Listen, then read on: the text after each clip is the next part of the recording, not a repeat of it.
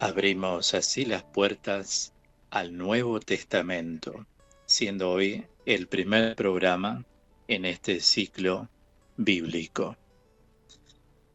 Vamos a recordar primeramente que la palabra Biblia es una palabra griega, que quiere decir conjunto de libros. La Biblia está compuesta por 73 libros. 46 forman parte del Antiguo Testamento, tal como lo hemos tratado el año pasado en el ciclo sobre el Antiguo Testamento que está en mi canal de YouTube, Claudio Rizzo, teólogo. Nosotros vamos a adentrarnos en los 27 libros que componen el Nuevo Testamento. Por lo tanto, estos 27 libros son el Evangelio según San Mateo, el Evangelio según San Marcos, el Evangelio según San Lucas, el Evangelio según San Juan, y además Hechos de los Apóstoles, Carta a los Romanos, la primera carta a los Corintios, la segunda a los Corintios, la carta a los Gálatas, la carta a los Efesios, la carta a los Filipenses, la carta a los Colosenses, la primera carta a los Tesalonicenses, la segunda carta a los Tesalonicenses, la primera carta a Timoteo, la segunda carta a Timoteo, la carta a Tito, la carta a Filemón, la carta a los Hebreos, la carta de Santiago, la primera carta de San Pedro, la segunda carta de San Pedro, las tres cartas de San Juan, la carta de San Judas y el Apocalipsis. Así constituyen 27 libros. Entonces, para ubicarnos en el Nuevo Testamento, en primer lugar, a mí me interesa que toda persona, incluso que recién pasa el dial o que jamás escuchó hablar de la Biblia, pueda tener acceso a entender lo que voy diciendo. Por eso me gusta aclarar todo. El Nuevo Testamento comienza con Jesucristo. Va recorriendo toda la vida del Señor, la formación de la Iglesia. Enseguida les voy a armar un esquema muy simple, hasta la muerte del Señor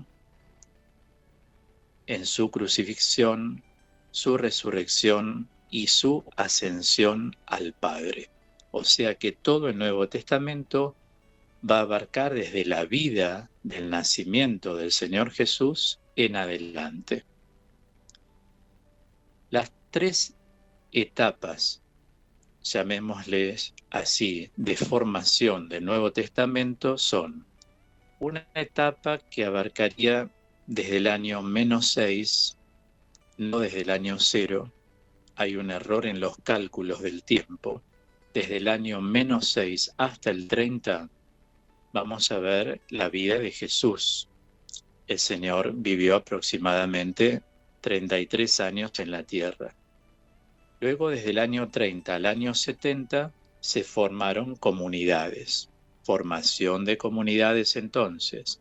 Y desde el año 70 hasta el 100 van a aparecer los evangelios, los escritos. A partir del año 70, los apóstoles empiezan a morir y van yendo a la casa de Dios.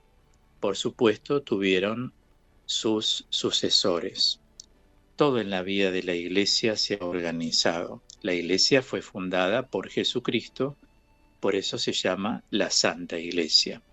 Pero, como les decía antes, no quiero dar nada por sentado. Prefiero que cada hermano bautizado que me está escuchando o que se siente llamado por Dios y tal vez no está bautizado y a través de lo que escucha va a solicitar el bautismo en la vida de la Iglesia, comprenda cómo se van desenvolviendo los hechos. Dijimos desde el año -6 hasta el 30, la vida de Jesús. ¿Qué puedo comentar sobre esto? Bueno, en los evangelios lo que vamos a ver es la vida de Jesús, son una lectura, una interpretación, a modo así de comentario, ¿no? Post-pascual de la vida de Jesús, porque ya está interpretado. Observamos la universalidad, digamos, de los evangelios, o sea, se toma la vida de Jesús como universalidad. Eso significa que es para todo el mundo y el evangelio no es para algunos o para un grupo, sino que Jesús es el redentor del género humano, vino a salvar a la humanidad entera. Hasta la época de recibir el Espíritu Santo, nadie sabía quién era Jesús. La Virgen es la mujer de la fe, es la primera que tuvo el contacto con el Espíritu Santo de Dios, gracias a lo cual, y a su sí, el Verbo se hizo carne, o sea, Dios se hizo hombre. En Cristo cohabitan dos naturalezas, es verdadero Dios, verdadero hombre. La obra, llamémosle culmen del Espíritu Santo, es la encarnación, ciertamente. En el tiempo del Espíritu, el Espíritu nos hará saber quién es Jesús, es decir, una vez que se recibe el Espíritu Santo, como lo vemos en 3 efusiones, Hechos 2, Hechos 8 y Hechos 10, sobre todo en Hechos 2, cuando desciende sobre la Virgen y los apóstoles. Para la gente del pueblo Jesús era como los demás. Es promocionado por el Bautista. Jesús no se revela públicamente hasta los 30 años y tuvo discípulos. Ciertamente que vienen de Juan el Bautista, fueron los primeros discípulos, y Juan el Bautista siguió hasta 54 años más después de Cristo. La gente seguía a Jesús como ¿qué? Como profeta, aquel que anuncia y que denuncia, y como taumaturgo, o sea, hacedor de milagros. Él hacía milagros. En Lucas 4, por ejemplo, en Nazaret, los que menos le creen son los que estuvieron con él allí. El hijo del carpintero, tienen esas denominaciones, encontramos en el Evangelio. Claro, ciertamente ha sido un misterio, es el misterio de Cristo, que Dios se haya hecho hombre.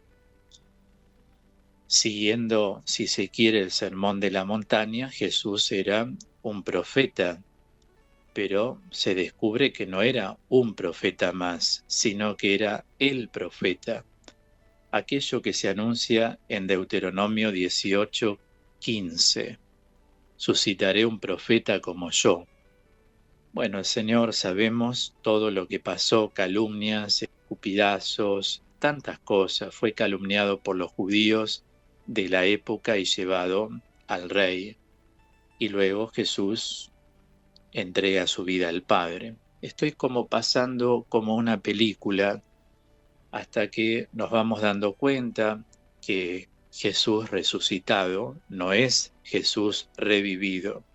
Revivir significa que la persona vuelve a vivir en la tierra. Jesús resucitado significa que ya vive eternamente. Es el querer marcar que hay diferencia entre Jesús resucitado y su propio cuerpo. Cuando digo Jesús resucitado, no es Jesús revivido. Ahora, la presencia de Jesús resucitado es una presencia histórica de fe, porque está asentado en los censos de la época que Jesús resucitó.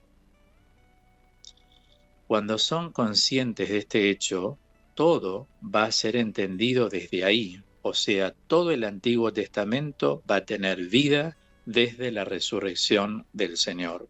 Ya lo veremos en cada evangelio que vaya tratando. Bueno, en el año 30 del Señor ya surge lo que se llama el querigma en griego. En español decimos querigma, proviene del verbo querizo. Querizo significa anunciar. La buena nueva, Ahora vamos a entrar enseguida. ¿Qué es esto de la buena nueva, la buena noticia? Pero bueno, hay una salida a predicar la vida de Jesús basándose en la resurrección. Cuando se predica, es decir, estamos frente a un Dios vivo, no a un Dios del pasado, a un Dios que es eterno, presente, continuo. Este impacto de la resurrección hizo levantar muchos adeptos. Bueno, es así que se ve el querigma, por ejemplo, en Hechos 13, desde el versículo 17 y siguientes, es el discurso típico. Los discursos están hechos para llamar a la conversión. Estaba dirigido a los judíos. También en Hechos 7 está el discurso de Esteban, en Hechos 17 está el discurso de Pablo en Atenas. Esto es, el querigma, el evangelio, la buena noticia, el mensaje, es predicado con toda fuerza. Los que predicaban invitaban a los demás a adherirse a ellos con el bautismo. Entonces hay un encuentro con una persona viva, no con una fórmula. Y luego se les daba catequesis, es decir, se reunían asiduamente para escuchar la enseñanza de los apóstoles, que son los testigos primeros del Señor Jesús. Bien, así tenemos como una idea hasta que el Señor forma esta iglesia que se va organizando. Es el comienzo de la iglesia como institución. Si fuese solo una institución sería algo humano. La iglesia también es carisma, o sea, es don del Espíritu, pero si la iglesia fuera solamente carisma sería algo abstracto.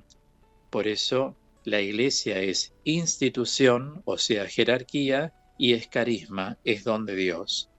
Por eso el Señor eligió 12 apóstoles para constituir el primer magisterio de la iglesia. Y esto es algo muy bueno tenerlo en cuenta. Vemos cómo nace la iglesia a través del libro de los Hechos de los Apóstoles, el cual, por supuesto, vamos a estudiar, vamos a reflexionar, pero para tener una idea, Lucas, que es el autor del libro de los Hechos, nos da una visión triunfalista de la iglesia, o sea, la iglesia catequista, la iglesia formadora de comunidades, la iglesia misionera que avanza hasta los confines de la tierra, que en ese momento era Roma. En el Apocalipsis, en cambio, vemos a la iglesia perseguida en medio de una serie de dificultades. El Apocalipsis tiene una parte histórica y una parte propiamente apocalíptica. Apocalíptica proviene de la palabra apocaliptain, o sea, apocalipsis significa revelación. Por eso digo que el Apocalipsis, lo veremos, será lo último que trataremos en el ciclo. Tiene un mensaje propio apocalíptico y tiene una parte histórica. El mensaje del Apocalipsis, para que no nos quede como las ganas de saber a todos, digo sintéticamente, es que la iglesia será triunfante, nunca morirá, porque la iglesia es Cristo. No sé si recuerdan cuando Pablo iba a Damasco a hacer encarcelar y castigar a los cristianos. En el libro de Hechos aparece, el Señor se le apareció resucitado con todo el esplendor de su gloria y le dijo: Pablo, Pablo, ¿por qué me persigues? Perseguía a la iglesia, no a Cristo, pues ya estaba resucitado, pero ahí es donde vemos la identificación de Jesús con la iglesia. Perseguir a la iglesia es perseguir a Cristo. Por eso el Apocalipsis, simplemente agrego, se lee en tiempos de persecución. Bueno, dentro de los libros bíblicos, así a grandes rasgos, existen los libros que se llaman canónicos, hay otros libros que se llaman deuterocanónicos y hay otros libros en la Biblia que se llaman apócrifos. Los libros canónicos son los que forman parte del canon, o sea, los libros inspirados. Lo voy a decir de una manera muy simple, los que están aprobados. Para aprobar se tienen que reunir muchos elementos que constituyen la veracidad y saber también encontrar y darse cuenta qué son los libros canónicos, qué son los que tenemos nosotros en la Biblia, revelados. La Iglesia siempre ha sido, digamos así, como muy cauta en la aprobación y en la inserción de un libro dentro del canon. ¿Qué son los libros deuterocanónicos? Saben que Sixto de Siena, que fue un teólogo y un biblista de origen italiano, pero era judío y se convirtió al catolicismo, él vivió entre los años 1520 y 1569, dio el nombre de deuterocanónicos. Deuteros significa segundo, como cuando hablamos del Deuteronomio, Deuteros nomos, segunda ley. Entonces, libros deuterocanónicos son canónicos en segundo lugar. Pero ¿a quién dio este nombre, deuterocanónicos? A los libros que no fueron recibidos en el canon desde el primer momento, sino después de haberse disipado algunas dudas producidas por el hecho de que ciertas comunidades antiguas o algunos padres de la Iglesia entre el siglo II y IV no los habían admitido como pertenecientes a la Sagrada Escritura. En el Antiguo Testamento se denomina libros deuterocanónicos a los libros que se conservaron en griego en la Biblia de los 70, que es la Biblia que nosotros utilizamos. Entonces nos encontramos con versiones antiguas, Tobías, Judith, Baruch, con la carta incluso de Jeremías, que era el secretario del profeta Baruch, el Sirá o libro del Eclesiástico, el libro de Sabiduría, y primero y segundo de Macabeos. A esto se suman algunos fragmentos del libro de Daniel, por ejemplo, en el capítulo 3, versículos 24 al 90, también eran deuterocanónicos esos textos, esos trozos bíblicos, y también una parte de Esther, que es el capítulo 10:4 al 16:24. Ahora, en el Nuevo Testamento, las cartas a los hebreos, la carta de Santiago, la segunda de Pedro, segunda y tercera de Juan, la carta de Judas y el Apocalipsis. En los primeros siglos, en la Iglesia Católica, hubo dudas sobre la pertenencia de alguno de estos libros al canon de las Escrituras. Ustedes saben que San Jerónimo fue el traductor de la Biblia en el siglo IV. Él tradujo todo lo que estaba escrito en hebreo al latín y todo lo que estaba escrito en griego al latín. Por eso se llama la Vulgata, porque fue traducida al idioma vulgar. Les digo, San Jerónimo, por ejemplo, no admitía los deuterocanónicos del Antiguo Testamento, Ahora, la antigua versión siríaca de la Biblia, usada por las iglesias de Siria, no había incluido la segunda carta de Pedro, la segunda y tercera de Juan, tampoco la carta de Judas y el Apocalipsis. Las iglesias de Oriente no recibían el Apocalipsis. Ahora, en Occidente, durante muchos siglos, no se había aceptado la carta a los hebreos. Es muy tardía hasta que se introdujo, justamente porque los biblistas se encargan a través de los años, los exégetas son muy cuidadosos porque es palabra de Dios, entonces no se puede incluir cualquier texto. El creyente va a guiar su vida a través de la palabra. Ahora, si caminamos un poco por la historia hacia el año, digamos, el siglo XVI, el Concilio de Trento, personalidades como Erasmo de Rotterdam, que vivió entre los años 1466 y 1536, y el cardenal Tomás de Bio Cayetano. Él también era un hombre que vivió entre los años 1469 y 1534, objetaban algunos de estos libros cuestionados. A todo esto se sumaban las polémicas con los protestantes sobre el canon de las Escrituras.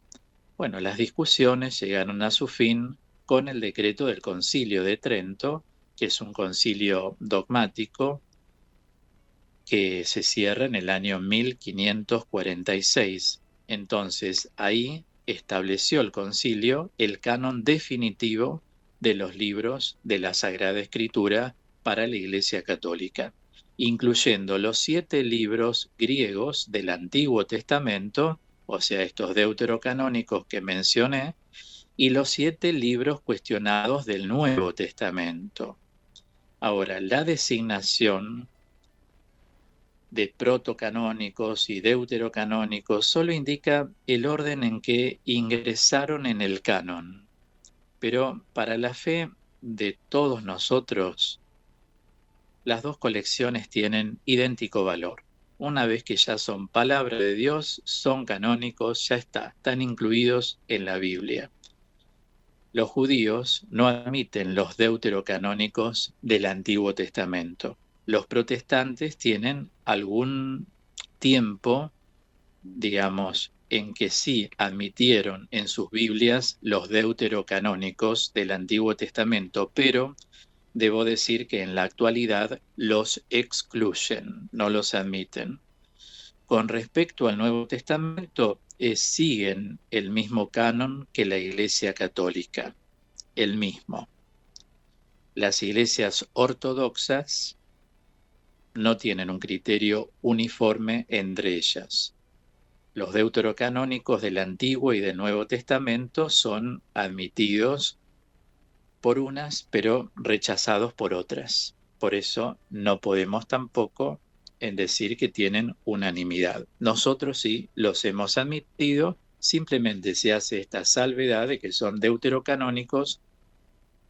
Para que ustedes conozcan, les quise decir un poco esto que es tan importante para conocer por qué algunos libros podemos oír se llaman deuterocanónicos.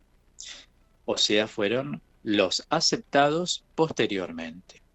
¿Y qué puedo decir sobre los libros apócrifos? Que siempre hay un interés tan grande. Bueno, con este término griego, derivado del verbo apócripto significa poner aparte, esconder. Se denomina una cantidad de libros que Israel o la Iglesia no reconocieron como parte de la Sagrada Escritura. O sea, apócrifo significa que no se reconocen como inspirados, no inspirados. Se presentan con nombres, con características que los hacen aparecer como si fueran libros sagrados. Ahora, algunos apócrifos fueron rechazados por las comunidades religiosas judías o cristianas, porque habían sido escritos por sectas que pretendían dar un respaldo a sus doctrinas cuando éstas no estaban de acuerdo con la enseñanza tradicional o con la Sagrada Escritura. Estas sectas componen lo que se llama el gnosticismo. Cuando di el ciclo del Antiguo Testamento, hablé sobre el gnosticismo. Simplemente recordemos que, a modo de repaso, y para quienes no saben, es una corriente de pensamiento que se desarrolló a partir del siglo II de la era cristiana, pero con raíces en siglos anteriores, en el clima de sincretismo, o sea que todo se mezclaba, que caracterizaba la época de los comienzos del cristianismo. Había mucha confusión porque pululaban las doctrinas. Entonces, el gnosticismo lo que hace es amalgamar elementos de la filosofía no platónica, de la religión de Irán, del judaísmo de la diáspora y del cristianismo. Por lo tanto, era una confusión total. Esa doctrina muy mezclada fue combatida, lógicamente, porque la mezcla no hace a la claridad. Repito, la mezcla no hace a la claridad. Ya en algún momento les voy a hablar un poco más de lo que es el gnosticismo también. Igualmente, vamos a tener en cuenta en este momento que dentro de los apócrifos también podemos encontrar narraciones fantásticas con las que se intentaba responder a la curiosidad por hechos de los que la Biblia no se ocupa. Por ejemplo, la vida de los profetas, la vida de los apóstoles, la infancia de Jesús o la vida o la infancia de la Virgen María. Entonces, durante algún tiempo, varios de estos libros fueron tenidos como canónicos por comunidades o grupos del judaísmo o del cristianismo, y hasta algunos de ellos dejaron su huella en textos y celebraciones litúrgicas de la Iglesia Católica y en la piedad popular. O sea, los apócrifos no aportan nada, nada a la fe de los creyentes, pero su estudio, digamos, puede ser muy útil para conocer el pensamiento y la forma de expresar la fe que tuvieron algunos grupos judíos, cristianos o sectarios en algunos momentos de la historia, y para, digamos, revalorizar la sobriedad de los textos canónicos. Los protestantes llaman apócrifos a los libros griegos del Antiguo Testamento, o sea, Tobías, Judith, Baruch con la carta de Jeremías, 1 y 2 de Macabeos, el Eclesiástico, Sabiduría, y algunos fragmentos de Daniel y de Esther, que los judíos no aceptan, como dije antes, como sagrados, pero que sí son recibidos por la Iglesia Católica y las iglesias ortodoxas. Ya les voy a dar, o les voy a leer tal vez, en qué consistió algún evangelio apócrifo. Dios mediante, el próximo miércoles, cuando volvamos a encontrarnos en este ciclo bíblico, ya voy a empezar a hablar de los evangelios y les voy a hablar también de los evangelios apócrifos y comentarle algunos para que vean también el toque de fantasía que hay, que no hace a la esencia del verdadero mensaje de Cristo. Bueno, entonces hemos tenido hoy una vista panorámica de introducción a lo que es el Nuevo Testamento.